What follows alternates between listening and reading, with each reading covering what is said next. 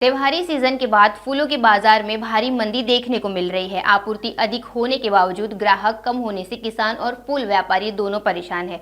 फूलों के दाम घटकर आधे से भी कम हो गए हैं। संभाजीनगर में गणपति, नवरात्रि, दशहरा और दिवाली जैसे बड़े त्योहारों के दौरान फूलों की मांग अपने चरम पर थी, लेकिन त्योहार खत्म होने के बाद फूलों का कारोबार मंदी की चपेट में आ गया। किसान और व्यापारियों के लिए ये समय मुश्किल भरा साबित हो रहा है। फिलहाल गेंदे का फूल 10 रुपए से 20 रुपए प्रति किलो पर बिक रहा है, जबकि गुलाब की कीमत 80 से 100 रुपए दर्जन से घटकर केवल 20 से 30 रुपए दर्जन पर आ गई है। फूल व्यापारियों का कहना है कि आपूर्ति अधिक है, लेकिन ग्राहक नहीं होने की वजह से बाजार में जबरदस्त गिरावट है।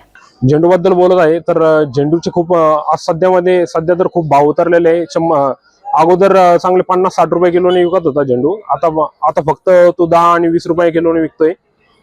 याच्यामध्ये खूप शेतकऱ्याचं नुकसान होतंय। जितका आपण त्याच्यावरती खर्च करतोय, आपण शेतकरी जी खर्च करताय झेंडूवरती, तितकं उत्पादन पण निघत नाही।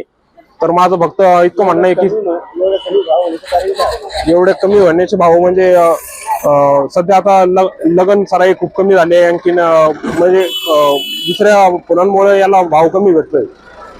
आणि माझं सरकारला फक्त इतकी विनंती आहे की तुम्ही भाव खूप वाढवण्याचा प्रयत्न करावा, जेणेकरून शेतकऱ्याला फायदा होईल। झेंडूची फुलांची आवक वाढलेली आहे आणि सध्या धंदे वगैरे काहीच नाही, त्यामुळे मध्ये विलक्षण आलं, त्याच्यामुळे उठाव नव्हता, काहीच नव्हतं। आणि आता सध्या मार्गशीर्ष महिना सुरू झालेला आहे, 1-2-3 दिवसात मार्केट वाढून जाईल। भाव काय असतात हे शेतकऱ्याचे माल विकल्या नाही जाऊ लागले, फेकले जाऊ लागले सगळे माल।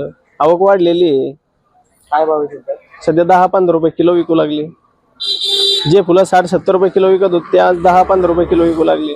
असं वाटतं की बॉस शेतकऱ्याला जे आम्हाला भेटत होते 150-200 रुपये, कमीत कमी आज 30-40 रुपयांनी जावा, पण तरी सुद्धा मार्केट कमी असल्या कारणाने 10-15 रुपयाने आम्हाला फुलं भेटू लागले। तर आता आमचा आता सध्या फायदा वाटतो, पण नंतर पुन्हा शेतकऱ्याचा फायदा व्हावा अशी आमची प्रतिक्रिया आहे।